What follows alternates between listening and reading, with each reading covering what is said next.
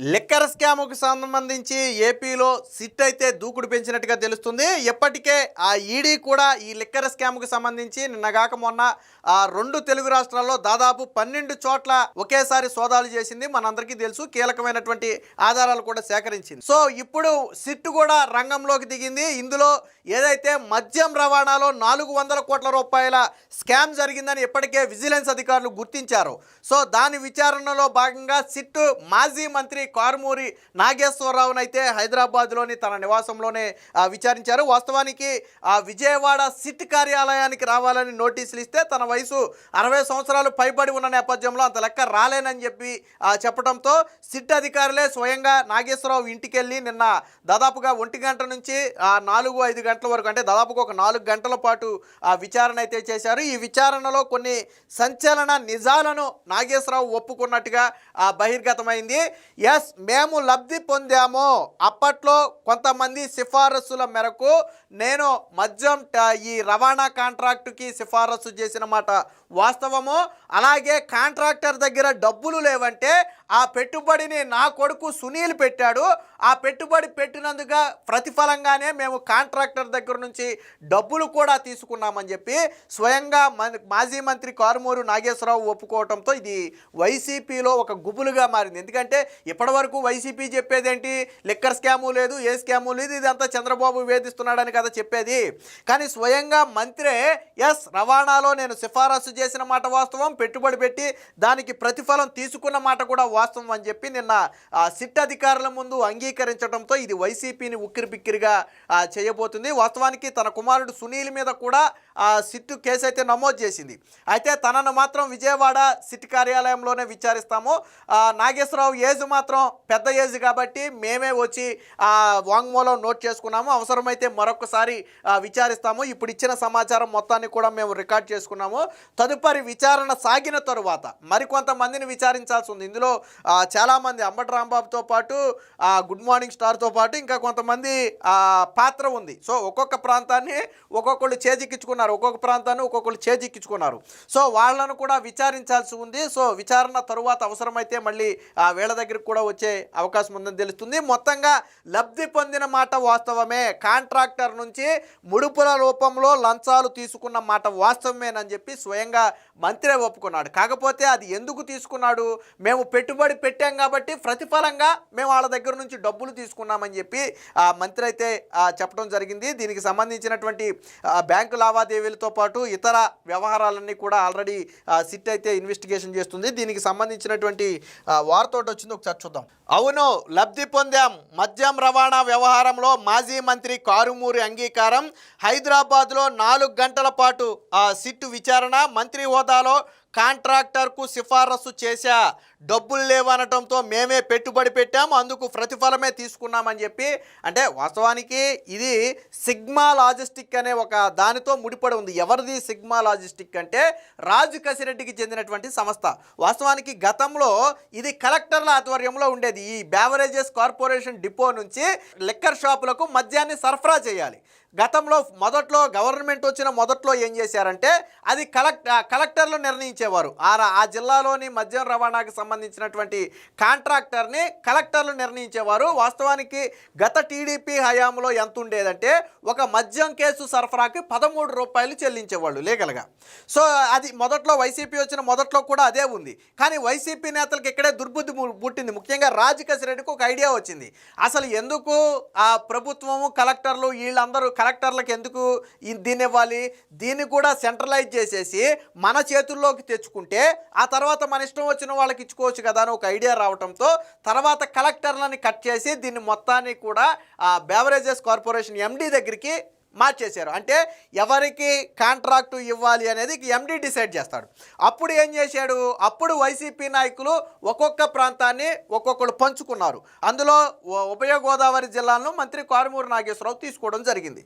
తీసుకున్న తర్వాత ఏం చేశాడు, కాంట్రాక్టర్ను సిఫారసు చేయటమే కాకుండా ఆ కాంట్రాక్టర్ నుంచి డబ్బులు తీసుకున్నాడు. కాకపోతే నాగేశ్వరరావు ఏమంటాడంటే మేము డబ్బులు పెట్టుబడి పెట్టాము, ప్రతిఫలం తీసుకున్నామని చెప్తున్నాడు. పెట్టుబడి పెట్టాడా లేదా కాంట్రాక్టర్ నుంచి ముడుపులు తీసుకుని దీన్ని సిఫారసు చేశాడు అనేది విచారణలో తేలుతుంది. దీనికి సంబంధించిన వార్త కూడా ఉంది, ఒకసారి చూద్దాం. వైసీపీ ప్రభుత్వంలో నేను మంత్రిగా ఉన్నప్పుడు మద్యం సరఫరా కాంట్రాక్టు కోసం ఎవరో సంప్రదిస్తే సిఫారసు చేశాను. కాంట్రాక్టు పొందిన తర్వాత డబ్బులు లేవన్నారు. అసలు ఒక వ్యక్తి కాంట్రాక్ట్ అడిగాడంటే డబ్బులు లేకుండా కాంట్రాక్ట్ ఎలా అడుగుతారు? నేను గవర్నమెంట్ నుంచి కాంట్రాక్ట్ అడగాలి, రోడ్డు కాంట్రాక్టో ఇంకో కాంట్రాక్ట్ అడగాలనుకో, ముందు దానికి సరిపడా పెట్టుబడి పెట్టుకోగల సమర్థత నా దగ్గర ఉంటేనే నేను కాంట్రాక్ట్ కోసం వెళ్తా. అది లేకుండా నేను వెళ్ళిపోయి కాంట్రాక్ట్ నేను తీసేసుకున్న తర్వాత మళ్ళీ వెళ్ళిపోయి గవర్నమెంట్ నా దగ్గర డబ్బులు లేవంటే కుదురుద్దా? సో మరి ఈ లాజిక్ ఈయన చెప్తున్నాడు, మరి అది ఎంతవరకు నిజం అనేది చూడాలి. కాంట్రాక్టు తీసుకున్న తర్వాత అంట కాంట్రాక్టర్ డబ్బులు లేవన్నాడట. దాంతో మా అబ్బాయి కారుమూరి సునీల్ పెట్టుబడి సర్దుబాటు చేశాడు, అందుకు ప్రతిఫలంగా మద్యం సరఫరా కాంట్రాక్టర్ మాకు డబ్బులు చెల్లించాడు అని మాజీ మంత్రి కారుమూరి నాగేశ్వరరావు సిట్ అధికారులకు వెల్లడించినట్లుగా తెలిసింది. జగన్ హయాంలో మద్యం సరఫరా ఆర్డర్లలో 3,500 కోట్ల రూపాయల స్కామ్ జరిగిన సంగతి తెలిసిందే. అయితే ఇదే మద్యాన్ని రాష్ట్ర బేవరేజెస్ కార్పొరేషన్ డిపో నుంచి అప్పటి ప్రభుత్వ లిక్కర్ షాపులకు రవాణా చేసే టెండర్లలో కూడా భారీ కుంభకోణం జరిగింది.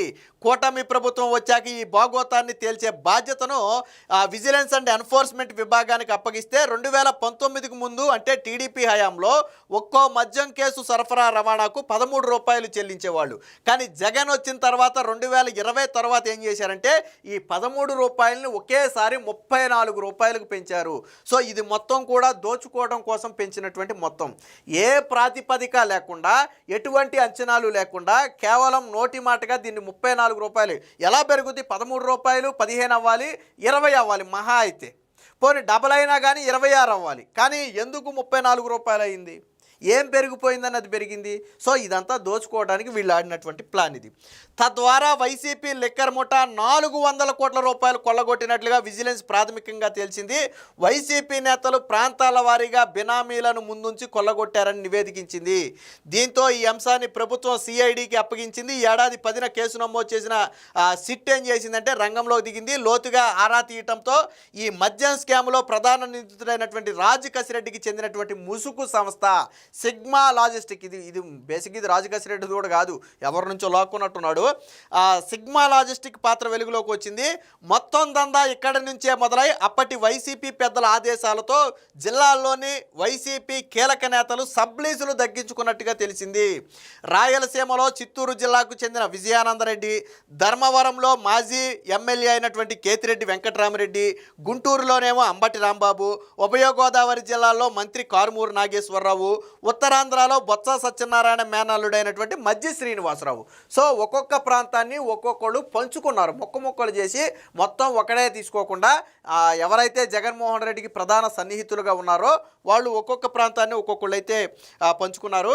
విచారణ నిమిత్తం కారుమూరి ఆయన కుమారుడు సునీల్కు నోటీసులు ఇచ్చింది. అయితే అనారోగ్య కారణాలతో తాను విజయవాడ రాలేకపోతున్నానని చెప్పడంతో సిట్ అధికారులే స్వయంగా హైదరాబాద్ ఆయన ఇంట్లో విచారించారు. ఈ విచారణలో ఒక ఎస్పీతో పాటు ఇద్దరి డిఎస్పీ స్థాయి అధికారులు అయితే పాల్గొన్నారు. మధ్యాహ్నం 1 గంట నుంచి దాదాపు 4 గంటల పాటు ఈ విచారణ అయితే సాగింది. ఈ సందర్భంగా తాము మద్యం రవాణా కాంట్రాక్టుతో లబ్ధి పొందిన మాట వాస్తవమేనని, అయితే కాంట్రాక్టును సిఫారసు చేసినందుకు నేను ఆ లబ్ధి పొందలేదు, పెట్టుబడి పెట్టినందుకు మాత్రమే నేను లబ్ధి పొందానని చెప్పి చెప్పడం అయితే జరిగింది. సో అదే అంశాన్ని అయితే సిట్ అధికారులు రికార్డ్ చేసుకున్నారు. ఆయన వయసు 60 సంవత్సరాలు పైబడి ఉండటంతో ఆయన కోరిన విధంగా హైదరాబాద్లో విచారించామని చెప్పారు. అవసరమైతే మరోసారి విచారిస్తామన్నారు. ఆయన కుమారుడు సునీల్ పైన కూడా కేసు నమోదు చేశామని, సునీల్ని మాత్రం విజయవాడలోని సిట్ కార్యాలయానికి పిలిపించి విచారిస్తామని చెప్పి అయితే చెప్పడం జరిగింది. సో మొత్తంగా ఈ 400 కోట్ల రూపాయల స్కామ్లో మంత్రి పాత్ర ఉన్నట్టుగా స్వయంగా ఆయనే ఒప్పుకున్నాడు. అసలు ఇప్పటి వరకు స్కామే జరగలేదన్నటువంటి వైసీపీ గొంతులో ఇప్పుడు మంత్రి నిజాన్ని ఒప్పుకోవటంతో గొంతులో పచ్చి వెలక్కాయ పడినట్టుగా అయింది.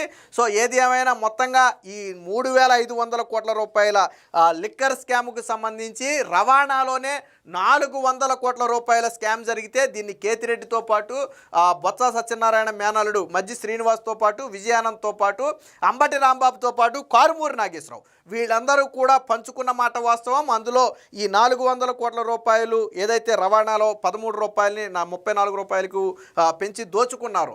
ఈ వ్యవహారానికి సంబంధించి విజిలెన్స్ అయితే విచారణ అయితే కొనసాగిస్తుంది. మొత్తంగా ఇప్పుడు మంత్రి మాజీ మంత్రి నాగేశ్వరరావు వాస్తవాన్ని ఒప్పుకోవడంతో వైసీపీ అయితే ఇరకాటంలో పడింది. మిగిలిన నేతలను కూడా విచారించిన తర్వాత దీనికి సంబంధించిన మరికొన్ని వాస్తవాలు వెలుగులోకి వచ్చే అవకాశం అయితే ఉంది.